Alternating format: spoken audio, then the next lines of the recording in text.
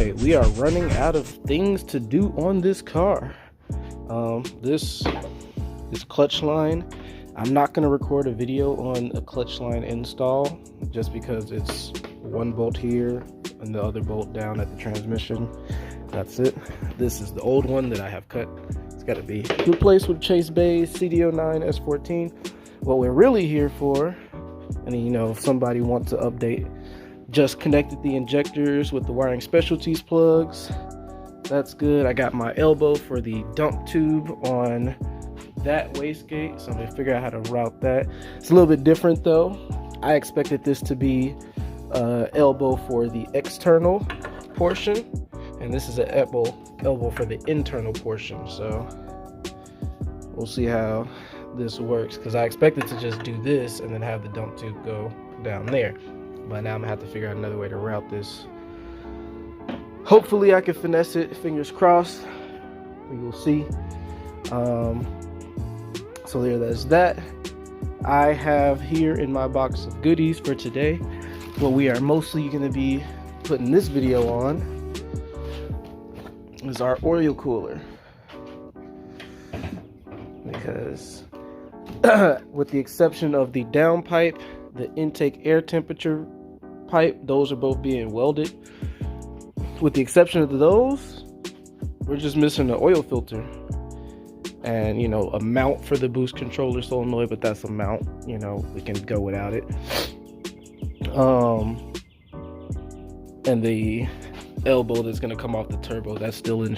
Both of those are still awaiting to be arrived, but outside of those, I have everything that I need in order for us to get to first start. Of course, I'm gonna wait till I have the downpipe and all that stuff to actually attempt first start, but needless to say, we are almost there. As far as the oil system, everything's good. I just need my filter to come in the mail, and we're gonna be doing the oil cooler today. I got the mounts to hold my radiator in right there. I have the clamp that's gonna go from here to the intercooler piping when I get that back, and I think that's pretty much it for the bag of goodies today. This is an extra one, so Wiring Specialties does make these adapter kits. They go from the OEM injector connector to what I have, ID1000s. I got it that way because I know I'm going to switch my injectors out as the build progresses, so I didn't want them hardwired into the harness. And that's pretty much that. So yeah, let's go get started on this. And it's pretty simple for me because I already got it set up. Let me turn the flash on here so you can see under there. So if you guys have paid attention to the channel and all this stuff, you'll see the oil sandwich plate install right there. It has a video by itself how to do that on RB engines. The only difference between what's on there now and what was on there is these two AN to push lock fittings right here. So those are going to go to the catch can. I mean, not catch can, the oil cooler. I already had same conversion, just 90 degrees to go on top of these. And I ordered blue hose, using red for vacuum lines, and I was trying to use blue for oil. So yeah, if you look down there, the head drain is blue. Kind of keep it color coded. You want to, not everybody does this, but I like to keep my lines bright in color because if they leak, it's easier to find it. Of course, with the vacuum lines, you gotta, you're not gonna see a vacuum leak visually, but for your oil lines and your fuel lines and stuff like that, you're gonna want to see it. So that's one thing that I've been doing. But yeah, so this install is pretty simple. Got the Mishimoto here, chose the gold because gold, and got the push lock lines.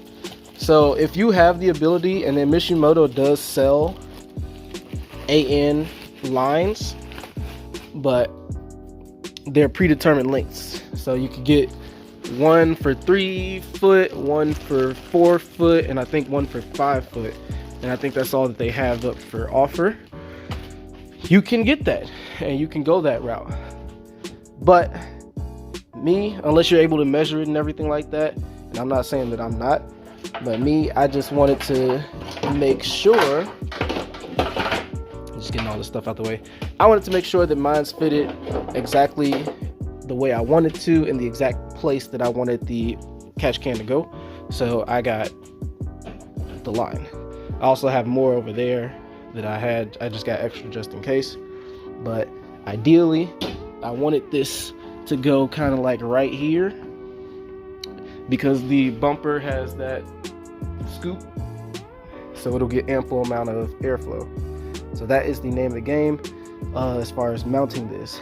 Some people mount it between the intercooler and the radiator. You can do that, that's fine. Air flows through all of them.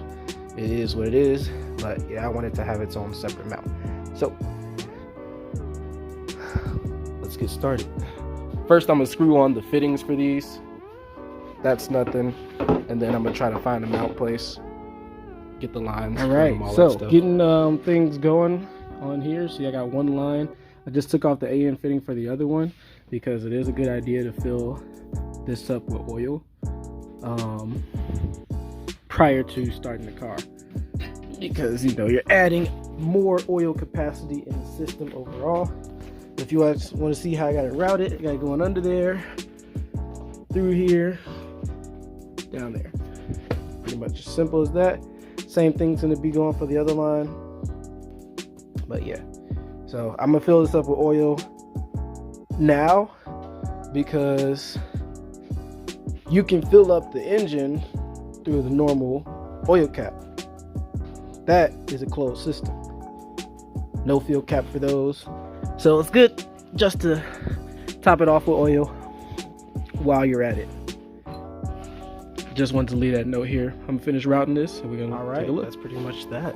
I just got to mount it with some zip ties for now, until I figure out a proper place to mount it, because I gotta see how the bumper fits with that right there, to see if I need to like trim some stuff or anything like that. So, but I'm not gonna do that in the video. Gonna kind of let that be what it is, and then I'm gonna also find a way to keep these down and away from the throttle cable, because I see that they've already moved it off of the thing. So that is fine tuning that needs to be done regardless. Actually, that's probably because I had pushed it down without that's a lot of play, so I'm still gonna do that.